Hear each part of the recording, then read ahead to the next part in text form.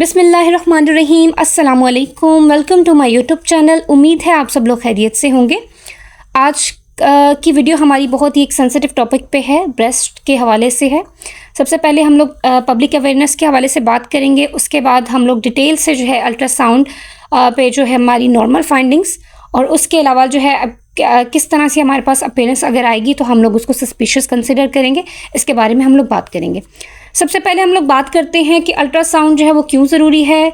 20 से 40 की एज के दरमियान वो फ़ीमेल जिनकी ख़ास तौर पे जो है फैमिली हिस्ट्री हो ब्रेस्ट कार्सिनोमा की, ब्रेस्ट कैंसर की, या फिर किसी भी तरह की ब्रेस्ट की एबनॉर्मेलिटी की हिस्ट्री हो, उसके अंदर हमारे पास माँ भी हो सकती है हिस्ट्री के अंदर कि मदर को किसी भी तरह का कोई इशू रह चुका हो, खाला को रह चुका हो, नानी हो, इवन के फुप्पो भी हो या दादी हो, किसी भी तरह का इन फैमिली मेम्बर्स में।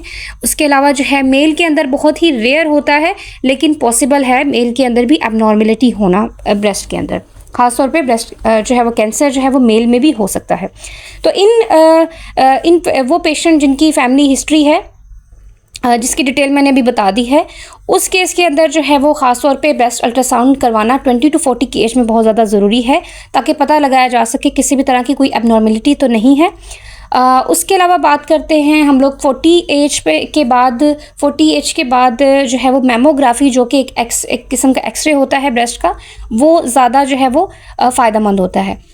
उसके अलावा जो है हमारे पास वो फीमेल पेशेंट जो 20 से 40 की एज में हों और किसी भी तरह की उनकी जो है वो ब्रेस्ट के अंदर गिल्टी आ रही हो, उसके अलावा जो है कोई भी जो है वो चेंजेस नज़र आ रही हो, जिस तरह से वो जो ब्रेस्ट फीड करती हैं मदर्स, तो उनके जो है वो ब्रेस्ट फीड करवाते हुए या फिर उनमें एबनॉर्मल डिस्चार्ज आ रहा हो निपल के थ्रू, तो जो है उस केस के अंदर भी अल्ट्रासाउंड जो है वो करवाना ज़रूरी है।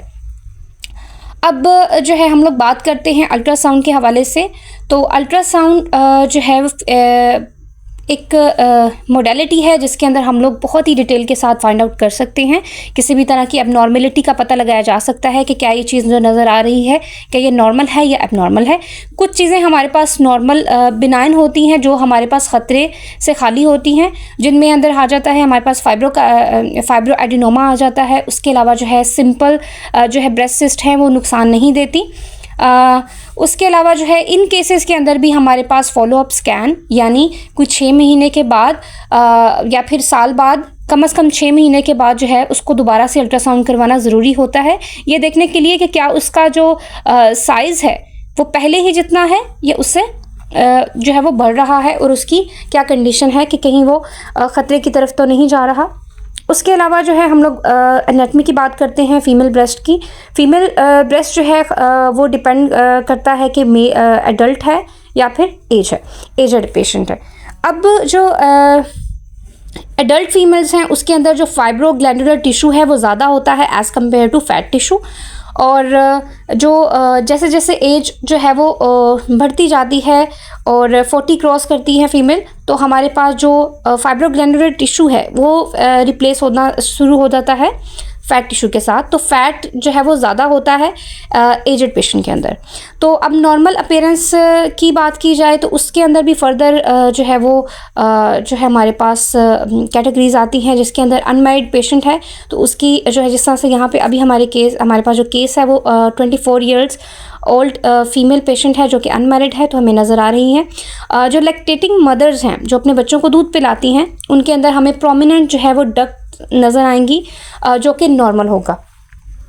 उसके अलावा जो है ब्रेस्ट एक ऐसा टिशू है जो हार्मोनल चेंजेस के साथ जो है रिस्पॉन्ड करता है। किसी भी तरह की कोई गिल्टी महसूस होती हो या कोई एरिया दर्द करता हो, तो उस केस के अंदर जो है वो लाजमी अल्ट्रासाउंड करवाना चाहिए, ताकि पता चल सके कि कोई ख़तरे वाली बात तो नहीं। और स्कैन के हवाले से बात की जाए तो ब्रेस्ट का अल्ट्रासाउंड करते हुए जो टेक्निक हम लोग यूज़ करते हैं उसे रेडियल या एंटी रेडियल टेक्निक कहते हैं, जिसके अंदर हम लोग टूवर्ड्स द निपल हम लोग स्कैन करते हैं। आउटर रीजन से लेके ब्रेस्ट हमारे पास राउंड शेप में आता है, और आउटर जो हमारे पास मार्जिन्स आती हैं ब्रेस्ट की, वहाँ से स्टार्ट करते हैं और निपल एरियोलर कम्प्लेक्स की तरफ या फिर निपल की तरफ हम लोग प्रोब को लेके जाते हैं। स्कैन करते हुए जो चीज़ें हमारे पास इम्पोर्टेंट हैं उनमें सबसे इम्पोर्टेंट है कि हम लोग जो है वो कोई भी एरिया मिस नहीं होना चाहिए ब्रेस्ट टिश्यू का, जिसमें हम लोग देखें। और बहुत ही स्पीड के साथ हम लोगों ने स्कैन को नहीं करना, जल्दी जल्दी परफॉर्म नहीं करना, क्योंकि समटाइम जो है बहुत ही माइनर डिटेल्स होती हैं। ख़ास तौर पे डक्टल कार्सिनोमा जो है वो हमारे पास मिस होने के चांसेस बहुत ज़्यादा होते हैं। उसके अलावा जो है हम लोग 4 क्वाड्रेंट्स में ब्रेस्ट को डिवाइड करते हैं। अगर किसी भी तरह की एबनॉर्मेलिटी हो तो हम लोग क्वाड्रेंट्स के अकॉर्डिंग हम लोग उसको जो है वो मेंशन कर सकते हैं। यहाँ पे जो हमारे पास केस है इसमें किसी भी तरह की कोई एबनॉर्मेलिटी नज़र नहीं आई, कोई फोकल लीजन नज़र नहीं आई। सबसे ऊपर जो है हमारे पास स्किन की लेयर है, उसके बाद फाइब्रोग्लैंडुलर टिश्यू है, उसके बाद जो है हमारे पास मस्कुलर लेयर है, और उसके नीचे जो है हमारे पास, आगे हम लोग फर्दर वीडियो में देखेंगे, हमें जो है वो जो शेडोज़ नज़र आ रहे होंगे वो बोन्स के शेडो होंगे, रिब्स के शेडो होंगे, जो कि नॉर्मल है। यहाँ पे इस टाइम पे हमें जो है वो लिम्फ नोड्स नज़र आ रहा है।